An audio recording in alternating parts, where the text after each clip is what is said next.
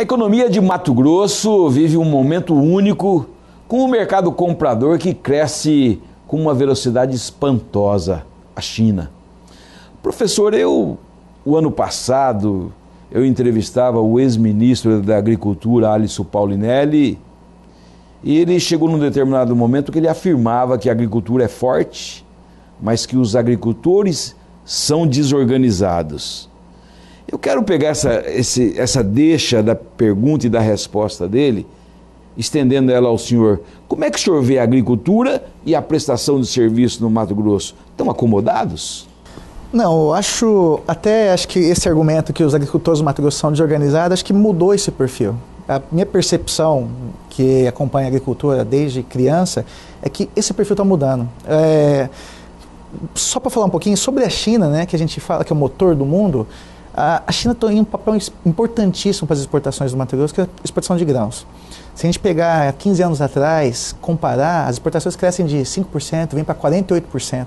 Quer dizer, o mundo depende da China hoje em dia. A China é o grande comprador, é uma locomotiva para nossas commodities, que pode ser os minerais, pode ser os grãos. Por quê? Porque o mundo quer alimento. Certo. A nossa grande sorte, isso que é uma coisa que a teoria econômica ela escorregou durante muitos anos, é que nós tínhamos uma ideia 30 anos atrás que quem produzia produto agrícola era pobre e quem produzia produto industrializado era rico. Hoje que a gente observa com a entrada da China no mercado mundial, é o contrário. Cada vez os produtos industrializados são mais baratos. Uma TV de LED, um celular, hoje você ganha celular de brinde. Por quê? Porque a China produz isso a preço muito barato. Só que os alimentos, que era o patinho feio da história, que muita gente ainda fala mal da agricultura, exportamos como se fosse ruim. Se a gente parar para analisar, commodities, eu não posso aumentar a produção de commodities de uma hora para outra. Minério, petróleo, grãos. Só que o mundo inteiro precisa disso. Enquanto a China começa a levar a gente do campo para cidades na China, que é a urbanização, o cara vai comer proteína. E de onde vai vir essa proteína? E o mercado, como eu não posso aumentar a produção dessas commodities, vai ajustar via preço. É por isso que as cidades que têm commodities no Mato Grosso têm uma renda altíssima. O senhor defende então aí a teoria de que não devemos industrializar o setor? Meu mestrado é em economia industrial. Muitas das coisas que eu aprendi 15 anos atrás, os prêmios Nobel, inclusive o prêmio Nobel chamado Paul Krugman, que é um colunista do New York Times, mostrou que estava errado muitas das nossas percepções da década de 80, que é o que os políticos vivem repetindo. Então, às vezes, quando eu vou ver um discurso político, às vezes eu sinto uma certa... que eu falei, pô, isso daí... Vai estudar, né? Isso daí já está ultrapassado. Porque, só dar um exemplo bem simples, a agricultura é do patinho feio.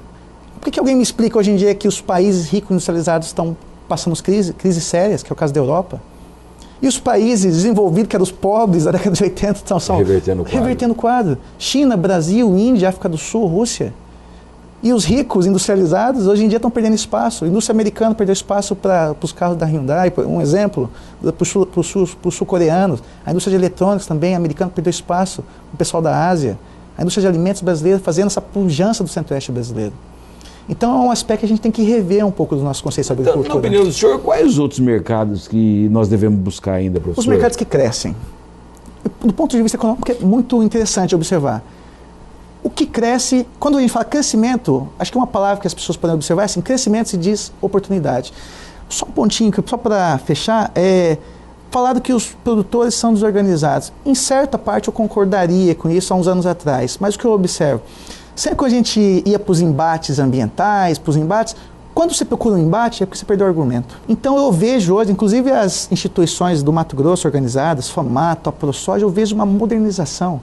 Até tem um economista lá, o Marcelo lá da FAMATO, que eu acho fantástico a busca de argumentos técnicos para buscar os interesses das associações específicas da agricultura. Porque quando você busca argumento, você vai para argumentação. Você mostra que você tem conhecimento do que você está falando. Quando você busca um embate, só buscar o embate quer dizer o quê? Mostra um certo... deficiência. Então, eu acho que eu observo que o agricultor do Mato Grosso está se profissionalizando, ele está virando um empresário rural e as associações também estão se profissionalizando. Quer dizer, eu vou para uma discussão em Copenhague sobre mudança climática e sobre problemas de limitação de produção agrícola no Mato Grosso, mas eu já vou com uma certa bagagem. E principalmente acho que um papel fundamental no Brasil sobre essa área é o papel da Embrapa também. Os subsídios e a tecnologia desenvolvida para a Embrapa permite isso para a agricultura. Capacidade científica. Capacidade técnica. Exato. Tipo, o que move as pessoas é a capacidade técnica. Professor, o senhor vê no futuro é um risco de nós perdermos esse grande comprador? O risco não, porque agricultura, alimentos o Brasil pode fornecer. O risco que a gente perder não tem, porque nós não temos um competidor. Tá? Se eu pegar grãos, por exemplo, nossos grandes competidores são os Estados Unidos e a Argentina. E perder esse mercado, só se acontecesse uma catástrofe da China... Lá com uma influência climática do tamanho... Isso, e os chineses parassem de consumir, mas ao contrário, até o que a gente acompanha nos estudos é que, só para a gente comparar uma ideia, quando você vai para a cidade, você quer consumir mais carro, mais alimento, em vez de comer inseto, como acontecia na China, o cara quer consumir carne. Claro. Só que hoje, 50% da população da China, com os dados da revista The Economist, revista inglesa, 50% da população da China ainda está no campo. Você imagina, então, quando essas pessoas começarem a migrar ainda para as cidades. O detalhe é que muita gente argumenta assim, o mundo não tem capacidade de aguentar essas mudanças, a necessidade de determinados produtos. Mas para a gente é ótimo. Professor, nós temos algo mais aí a exportar, além da soja e além da carne? A gente pensa assim, o que o mundo quer. Se eu parar para analisar hoje, quando eu pego um celular hoje moderno, um smartphone, eu vou lá observar o seguinte atrás dele. Está assim, design, quer dizer, ele foi concebido num país, mas ele é produzido em outro. Por exemplo, tudo hoje é produzido na China. Se eu pegar hoje, uma empresa produz quase todos os tablets e celulares do mundo, das grandes empresas. Quer dizer, a gente tem que exportar o que o mundo quer. E o que o mundo quer? O mundo não quer mais saber de produto que é manufaturado em qualquer lugar. Manufatura se faz em qualquer canto. Você monta uma planta industrial em qualquer lugar, produz, mas isso não interessa, porque produzir é tecnologia já conhecida. O que o mundo quer? O mundo quer informação, telecomunicações, quer fármacos que curem algumas doenças específicas, Alzheimer. Então a gente tem que exportar o que o mundo quer. Se o senhor me permita, esse diálogo muito gostoso. Realmente, o senhor é uma pessoa assim que fascina o entrevistador. Uma curiosidade que eu tenho. O senhor coloca o crescimento do mundo e eu estou aqui a pensar sobre relação ao meio ambiente, essa pressão. Até onde nós teremos capacidade? O mundo vai passar fome? Essa discussão de meio ambiente é uma discussão bem controversa, mas ela começou na década de 70. O argumento era assim, vamos pegar um argumento aqui da nossa região mesmo, para ficar mais claro. O argumento da década de 70 é assim, se vocês forem para o Mato Grosso, abrirem o cerrado, plantarem, vai virar um deserto. O que aconteceu?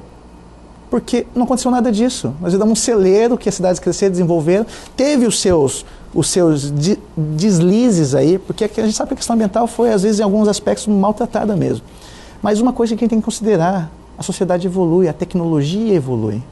O que talvez era um problema para nós, que era lixo, vai ser talvez uma solução energética no futuro. Então, se a gente pensar sobre as discussões do meio ambiente, a gente tem conhecimento técnico para observar que talvez o problema de hoje a gente possa transformar numa solução da manhã. A área aberta, com 7 bilhões de pessoas no mundo, vai haver necessidade de alimentos. A gente tem um problema, o problema ele está presente. A discussão é como resolver ele com o menor impacto possível. Simplesmente não é porque eu não acredito no problema, ele não existe. Ele está aí. Entendi. Eu tenho que resolver, mas da melhor forma possível. Como eu vou resolver? Às vezes a discussão fica perdida de isso não deve ser assim, mas a minha discussão é como eu resolver o problema. Senhor, nós temos no estado de Mato Grosso aí aproximadamente 190 mil escrituras de proprietários rurais.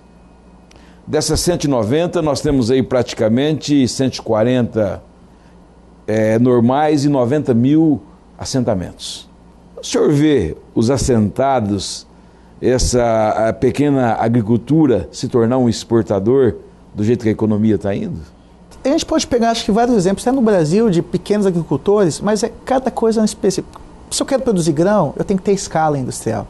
Tem que ter grana. Agora, se eu quero exportar fruta, ou quero exportar algum produto específico de alguma região específica do Brasil, aí eu posso verificar a viabilidade. A gente pega o polo de frutas do Ceará, da região Nordeste, que é uma exportadora. Polo de Olambra, que exporta flores. Então, existe possibilidade também para os pequenos produtores. Agora eu tenho que verificar a viabilidade técnica. Por exemplo, já fiz alguns experimentos na universidade, na época lá que estava em Barra do Bugres, de tentar criar alguns tipos de cultivares em verduras com alguns colegas. Só que, às vezes, a condição climática influencia muito. Enquanto eu não desenvolver técnicas novas, eu não vou ter escala e não tenho viabilidade econômica. Eu acho que o papel que a Embrapa vai dar para a gente nos próximos anos no Mato Grosso é mostrar essa questão técnica também da viabilidade econômica. Certo. Às vezes eu tenho um cultivar que tem as condições agronômicas adequadas, mas talvez não tenha mercado. A gente observa que nos últimos anos teve algumas coisas em políticas agrícolas no Brasil, que foi o caso energético, biodiesel, álcool, que elas vão e voltam porque tem erros de estratégia. Então tem que analisar muito pontualmente essas decisões. Ok. Será que a economia pode salvar regiões esquecidas pelo poder público? Ainda hoje, a resposta. E logo depois do intervalo, a Copa do Mundo e a economia de Mato Grosso. Voltamos já. Fique sabendo sem censura. Um oferecimento. O que você precisa comunicar, interessante para quem precisa saber. DW, Assessoria de Comunicação. Mato Grosso ocupa a 8ª posição no ranking dos estados exportadores do Brasil. O estado fechou 2011 com aumento de pouco mais de 30% nas exportações. De acordo com dados da Secretaria de Estado de Indústria e Comércio, Minas e Energia, a balança comercial de Mato Grosso acumula um saldo de aproximadamente 9 bilhões de dólares.